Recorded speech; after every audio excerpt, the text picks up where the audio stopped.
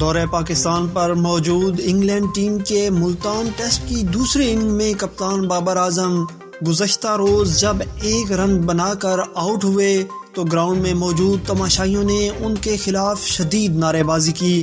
ایسے میں بھارتی صحافی بابر اعظم کی حمایت میں بول پڑے۔ ملتان ٹیسٹ کی دوسری اننگ میں بابر اعظم صرف 1 رن بنا کر کلین بولڈ ہو گئے، جس پر تماشائیوں نے کپتان کے خلاف نعرے بازی کی۔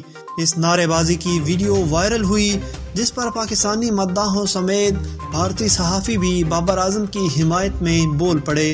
اویناش آریان نے سماجی رابطے کی ویب سائٹ ٹویٹر پر کہا ہے کہ وراٹ کوہلی کے مداح خوش ہو رہے ہیں کہ پاکستان کے گراؤنڈ میں بابر اعظم کو برا بھلا کہا گیا۔